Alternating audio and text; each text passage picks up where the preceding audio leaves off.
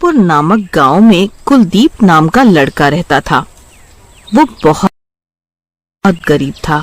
उसके परिवार में उसके माता पिता और बस वही रहता था।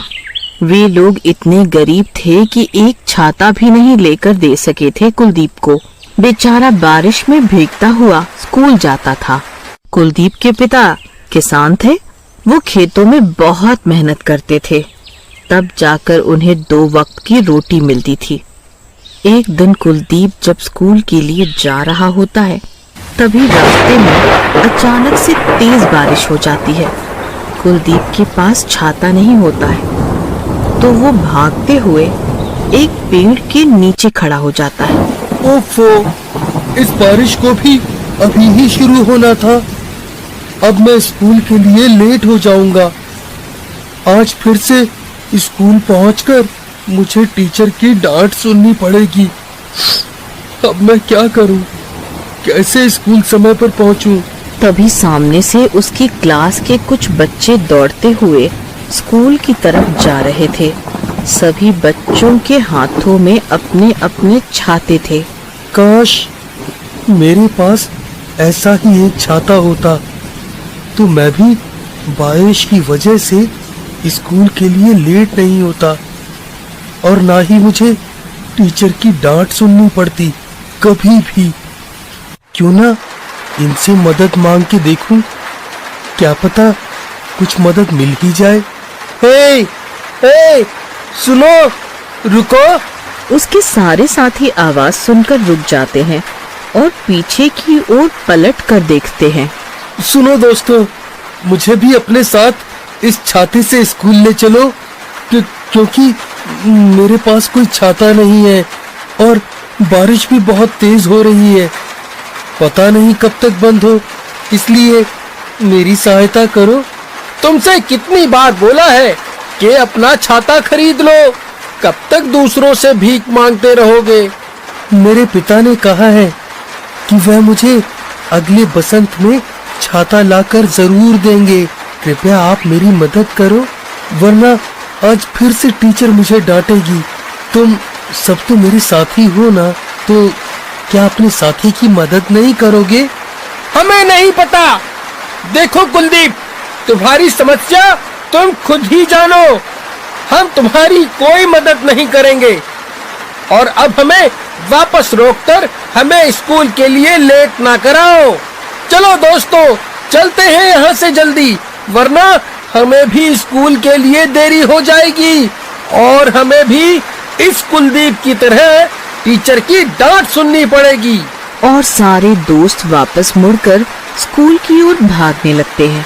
कैसे दोस्त हैं मेरे, मेरी कोई सहायता भी नहीं करी।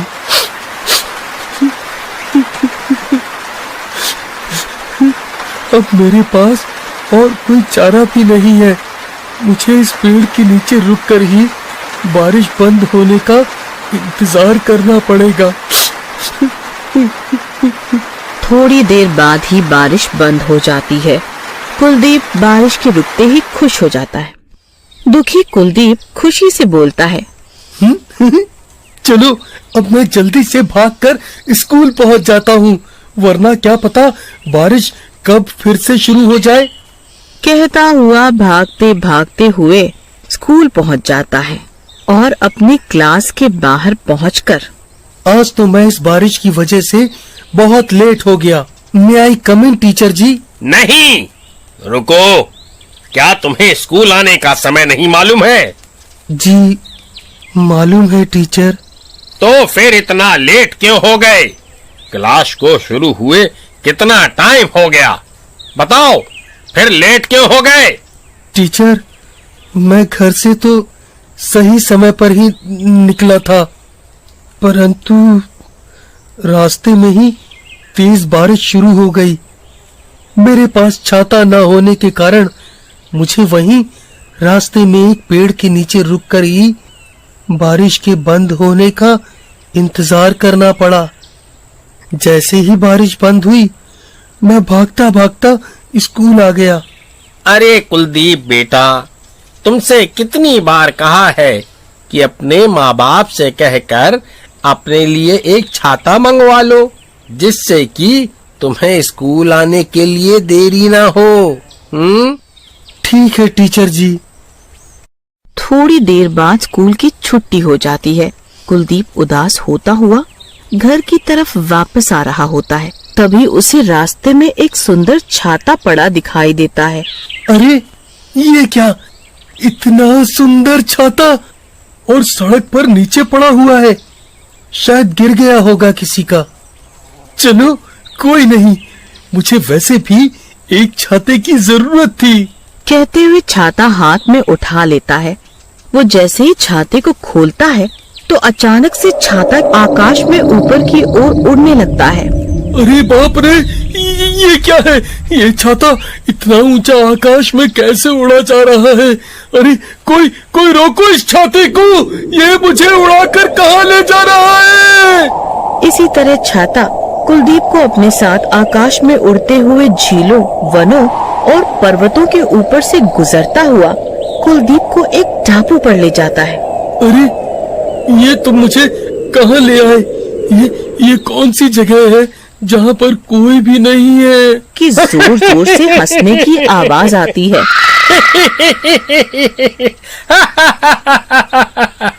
अरे ये किसके हंसने की आवाजें हैं? तभी छाता अचानक से बोलने लगता है। घबराओ मत, ये मेरी आवाज है।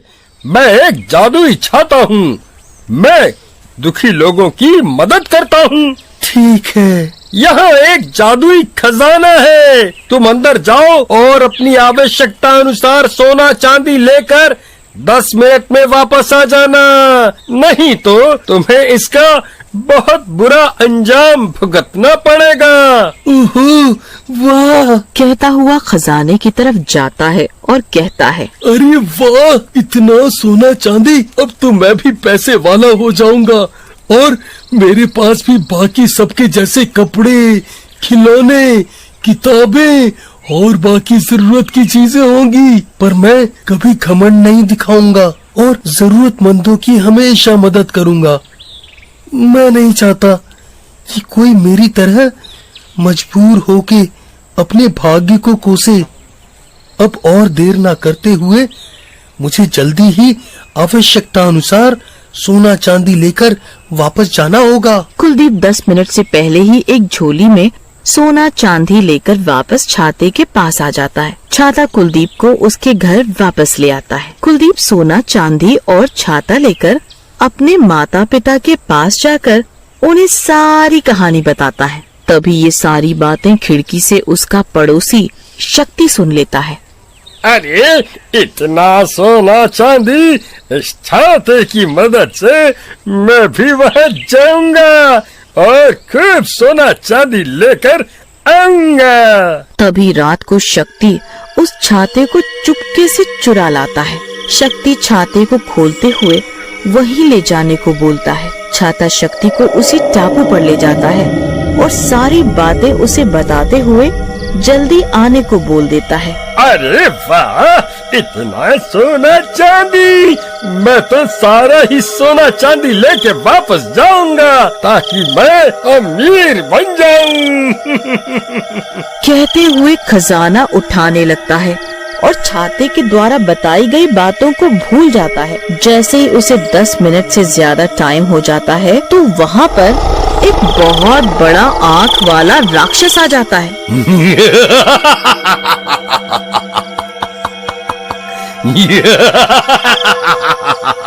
कौन है तू?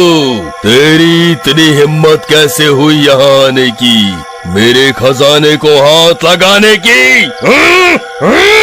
इतना कहकर राक्षस शक्ति को मार देता है। उधर छाता वापस कुलदीप के पास पहुंच जाता है और कुलदीप का परिवार बहुत सुख से रहने लगता है। शिक्षा: इस कहानी से हमें ये सीख मिलती है कि हमें कभी भी लालच नहीं करना चाहिए। लालच का फल बहुत बुरा होता है।